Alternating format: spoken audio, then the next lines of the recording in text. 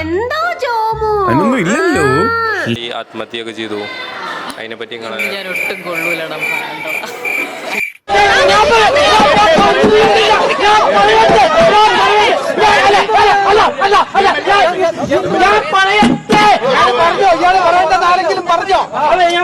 ഞാൻ പറഞ്ഞു വന്നത് ഇയാള് പറഞ്ഞു, ആരെങ്കിലും പറയണ്ടെന്ന് പറഞ്ഞോ?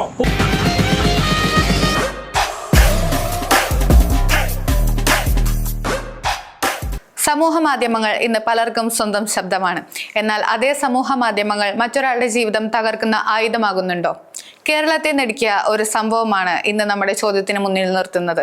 ബസ്സിൽ യാത്ര ചെയ്യുന്നതിനിടെ ഷിംജിത എന്ന യുവതി എടുത്ത ഒരു വീഡിയോ അത് സമൂഹ മാധ്യമങ്ങളിൽ വൈറലായതോടെയാണ് ദീപക് എന്ന യുവാവ് ആത്മഹത്യ ചെയ്ത ദാരുണ സംഭവം. ഇത് വെറും ഒരു വീഡിയോയുടെ കഥയല്ല.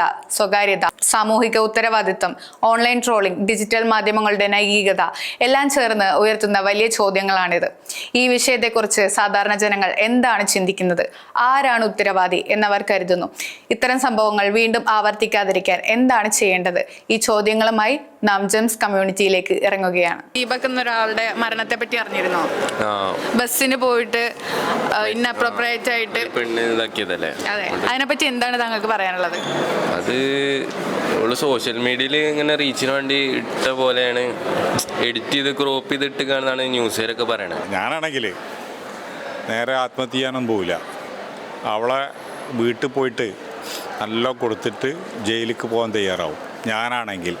ആ വീഡിയോ കണ്ടാൽ തന്നെ നമുക്ക് മനസ്സിലാവും ഒരു സ്ത്രീ, ഏതൊരു സ്ത്രീ അങ്ങനെ മോശമായിട്ട് അങ്ങനെ ബിഹേവ് ചെയ്യുകയാണെങ്കിൽ ആ വീഡിയോയിൽ ആ ഒരു എക്സ്പ്രഷൻ വെച്ചാൽ നോക്കിയാൽ തന്നെ നമുക്ക് മനസ്സിലാവും ആ സ്ത്രീക്ക് അത്ര വലിയ പ്രശ്നമായി ഫീൽ ചെയ്യണ പോലെ എനിക്ക് തോന്നുന്നില്ല. എൻ്റെ സൈഡ് നോക്കുമ്പോൾ അത്രയും പ്രശ്നമാണെന്നുണ്ടെങ്കിൽ അങ്ങനെ വീഡിയോ എടുക്കാനും അപ്പോൾ വയ്ക്കൂല. അതായത് ഇത്രയും ആൾക്കാർ ഇപ്പോൾ നമുക്ക് സോഷ്യൽ മീഡിയയിലൊക്കെ കാണാം, അത്രയും കമൻറ്റ്സ് വരുമ്പോഴും ഓരോ സ്ത്രീകളും പറഞ്ഞത് എന്താ അപ്പോൾ ആ സിറ്റുവേഷനിൽ എങ്ങനെ ആ ഫോൺ എടുത്ത് അങ്ങനെ ചെയ്യാൻ വയ്ക്കണോ, അല്ലെങ്കിൽ അതേപോലെ ആ നിന്ന സ്ഥലത്ത് തന്നെ അതേപോലെ ഒന്ന് മാറി പോലും ചെയ്യാതെ അങ്ങനെ നിൽക്കണം എന്നുണ്ടെങ്കിൽ അത് ആ സ്ത്രീൻ്റെ തെറ്റാണ്. സംഭവം എന്താണെന്നുള്ളത് നമുക്കറിയില്ല, 2 വേർഷനും നമ്മൾ കേൾക്കുന്നേ ഉള്ളൂ. ഏതായാലും വളരെ ദയനീയമായിട്ടുള്ളൊരു സംഭവമായി എന്നാണ് പൊതുവായിട്ട് പറയാനുള്ളൂ. അപ്പോൾ അതിലൊരു അഭിപ്രായം പറയാൻ എനിക്ക് കഴിയുന്നില്ല. എങ്ങനെയാണ് സംഭവിച്ചത്? ഏതായാലും മരണപ്പോൾ ഇതിനൊന്നൊരു പരിഹാരമല്ല, അത് നമുക്ക് ജനറലായിട്ട് പറയാം. പിന്നെ ആരുടെ അടുത്താണ് അപകടം പറ്റിയിട്ടുള്ളത് നമുക്കറിയില്ലല്ലോ. ഞാൻ ആ വീഡിയോ കണ്ടിട്ടുണ്ടായിരുന്നു. പക്ഷെ എനിക്ക് തോന്നുന്നത് എന്താ വെച്ചാൽ ആ പെണ്ണ് റീച്ചിന് വേണ്ടി ചെയ്താണ്. പക്ഷെ ആ ഒരു ഇൻസിഡൻറ്റ് കാരണം ഇപ്പം ശരിക്കും ഇപ്പം നമ്മളൊക്കെ ബസ്സിൽ പോകുന്ന ആൾക്കാരാണ്, നമുക്കൊക്കെ പല ഇൻസിഡൻസും ഉണ്ടായിട്ടുണ്ട്. അപ്പം ഇനി നമ്മൾ പ്രതികരിക്കുമ്പം ആൾക്കാർ എന്താ പറയുക, അത് നിങ്ങൾ റീച്ചിന് വേണ്ടിയിട്ടാണ്, അങ്ങനത്തെ ഒരു ഇതിൽ ഇപ്പോഴത്തെ സമൂഹം മാറ്റാൻ കാരണം ആ ഒരു വീഡിയോ ആയിട്ടുണ്ട് എന്നാണ് എൻ്റെ ഒരു അഭിപ്രായം. ഇപ്പം ആ പെണ്ണിൻ്റെ ഒരു വിവരമല്ല. എന്താ കാരണം? എന്താ ആണല്ലേ മരിച്ചത്? അതുകൊണ്ട് ഇങ്ങനെയുള്ള അവസരങ്ങളിൽ അങ്ങനെ ചെയ്യാതിരിക്കുക എന്നതാണ് എൻ്റെ ഒരു അഭിപ്രായം. അങ്ങനെ ഒരിക്കലും നമ്മുടെ പേഴ്സണൽ റീച്ചിന് വേണ്ടിയിട്ടോ അങ്ങനെ ഒരാളെ കരിവാരി തേക്കുന്ന രീതിയിൽ ഒരിക്കലും ചെയ്യാൻ പാടില്ല എന്ന് തന്നെയാണ്. അത് നമ്മൾ ഏത് ഇൻസിഡൻ്റ് ആണെങ്കിലും. ഇതിപ്പോൾ ഒരു എക്സാമ്പിളായിട്ട് വന്നു, പക്ഷെ അത് അത്രങ്ങേറ്റവും നമുക്ക് മനസ്സിന് വിഷമുണ്ടാക്കുന്ന ഒരു കാര്യം. അയാൾ സൂയിസൈഡ് ചെയ്തു. അപ്പോൾ ആ വീട്ടുകാരുടെ അവസ്ഥ. റീസെൻ്റ്ലി ഒരു ഇഷ്യൂ നടക്കുന്നുണ്ടല്ലോ, ദീപക് എന്ന് പറയുന്ന ഒരാളുടെ ഒരു വീഡിയോ, അയാൾ ലൈംഗികമായി ആ ഒരു സ്ത്രീയെ അതിക്രമിച്ചു എന്നുള്ള രീതിയിലുള്ള ഒരു സംഭവം. അപ്പോൾ അയാളിപ്പോൾ മരണപ്പെട്ടിട്ടുണ്ടോ? സാർ അറിഞ്ഞിരുന്നല്ലോ? തീർച്ചയായും. അപ്പോൾ ഈ ലൈക്കും ഷെയറും ഇങ്ങനെയുള്ള സോഷ്യൽ മീഡിയ ആളുകളുടെ ലൈഫ് നശിപ്പിക്കുന്നുണ്ടോ? എന്താണ് സാറിന് അതിനെപ്പറ്റി പറയാനുള്ളത്? തീർച്ചയായിട്ടും എനിക്ക് എൻ്റെ അഭിപ്രായം അനുസരിച്ചിട്ട് പിന്നെ ഈ ജെൻസി ആൻഡ് മില്ലേനിയൽസ് ഇതിൽ വരുന്ന ഏറ്റവും വലിയ നമ്മുടെ സ്വൈര്യജീവിതം എന്ന് മുതലാണ് താറുമാറായതെന്ന് എന്നോട് ചോദിച്ചു കഴിഞ്ഞാൽ നമ്മൾ പറയുന്നത് 2007 പോകേണ്ടി വരും. 2007 നമ്മളെ 2007 കൃത്യമായി പറയുകയാണെങ്കിൽ ജൂൺ മാസത്തിലാണ് ഐഫോൺ എന്ന് പറയുന്ന കമ്പനി നമ്മുടെ മൊബൈൽ, അതായത് സ്മാർട്ട് ഫോൺ നമ്മളെ വിപണിയിലേക്ക് ഇറക്കിയത്. അന്നു മുതലാണ് ഈ ഫ്രണ്ട് ഫേസിങ് ക്യാമറയും കാര്യങ്ങളും, നിങ്ങൾ മൾട്ടിമീഡിയ സ്റ്റുഡൻസ് ആയതുകൊണ്ട് തന്നെ വളരെ കൂടുതലായിട്ട് നിങ്ങൾക്ക് അതിന് അറിയാവുന്നതാണ്. ഫ്രണ്ട് ഫേസിങ് ക്യാമറ നമ്മളെ നാട്ടിലേക്ക് ഇറങ്ങിയത്. അതിനുശേഷമാണ് ഗാലക്സി. നിങ്ങൾ ജനിച്ചിട്ടുണ്ടോ എന്നുള്ള കാര്യം അറിയില്ല, 2007 കാര്യം. 2007 പിന്നെ ഫ്രണ്ട് ഫേസിങ് ക്യാമറ ഇറങ്ങി തുടങ്ങി. അന്ന് മുതൽ പിന്നെ അതിന് ശേഷം ഉണ്ടായിരുന്ന കാര്യമാണ്, അന്ന് ഫേസ്ബുക്ക് മാത്രമേ ഉണ്ടായിരുന്നുള്ളൂ. 2012 ഇൻസ്റ്റാഗ്രാം ഉണ്ടായി. ആ ഇൻസ്റ്റാഗ്രാം ഫേസ്ബുക്ക് ഏറ്റെടുത്തു. അന്ന് മുതലാണ് നമ്മൾ കൂടുതൽ ഈ ലൈക്കും ഷെയറിനെയും പിന്നാലെ പോകാൻ തുടങ്ങിയത്. എല്ലാ പിന്നെ ചെറിയ കുട്ടികളടക്കം ഈവൻ 18 വയസ്സ് തികയണം എന്നുള്ളതൊക്കെ മറന്നുകൊണ്ട് നമ്മൾ ഈ ലൈക്കും ഷെയറിനെയും പിന്നിലെ പോകുന്നത്.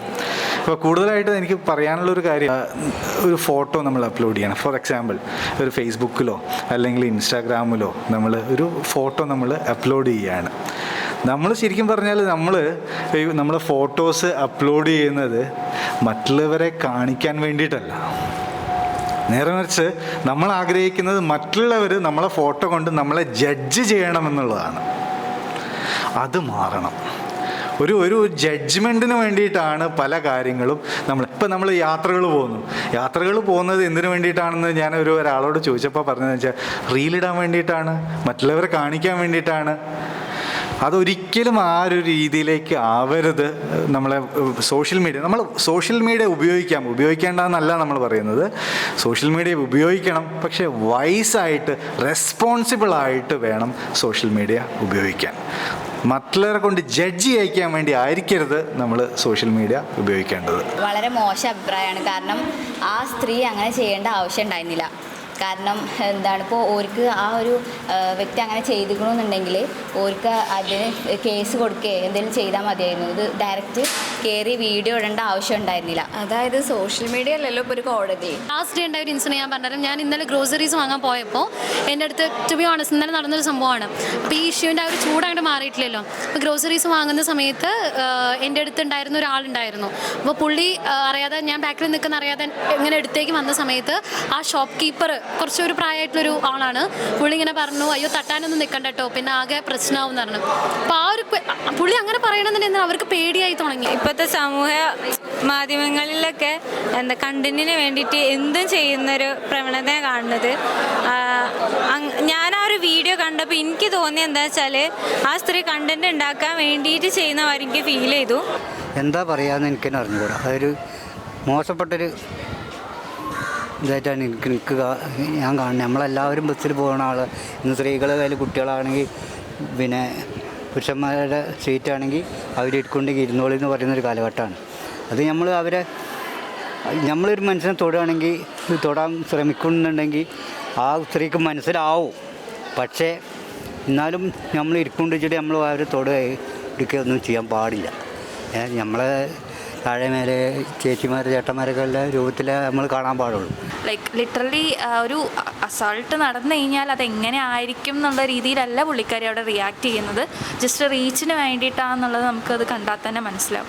സോ ഇങ്ങനത്തെ ഒരു ഇൻസിഡൻറ്റ് വരുമ്പോൾ ഇപ്പോൾ ഒരാളുടെ ലൈഫ് അവിടെ ഇല്ലാണ്ടായി, അറ്റ് ദ സെയിം ടൈം ഇതുപോലെ ഇനി വരുന്ന വിക്ടിംസ് അല്ലെങ്കിൽ ഇങ്ങനെ ഒരു സെക്ഷൽ സംഭവിക്കുന്ന ആൾക്കാർക്ക് അത് തുറന്നു പറയാൻ വളരെ മടിയായിരിക്കും.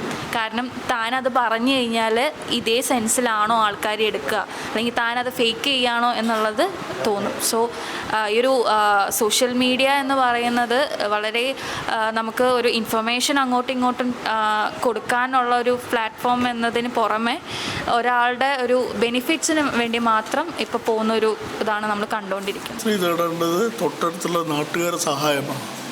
നാട്ടുകാർ ഒരു നല്ല തീരുമാനം എടുക്കാൻ പ്രാപ്തരാണ്. ഏത് രാഷ്ട്രീയ പാർട്ടിയിലോ മറ്റെന്ത് സംഘടനപ്പെട്ട ആളുകളായാലും ആദ്യം ജനങ്ങളെ സമീപിക്കുക, അവരുടെ അഭിപ്രായത്തിനെ മാനിച്ചുകൊണ്ട് അവർ പറയുന്നത് പോലീസ് സ്റ്റേഷനിൽ ബന്ധപ്പെടാനാണെങ്കിൽ അങ്ങനെ. അപ്പോൾ നമ്മുടെ ബോഡിയിൽ അങ്ങനെ ഒരു ബാഡ് ടച്ച് വന്നു കഴിഞ്ഞാൽ ആദ്യമായിട്ട് നമ്മുടെ ഫേസിലാണ് ആ എക്സ്പ്രഷൻ ഉണ്ടാവുക.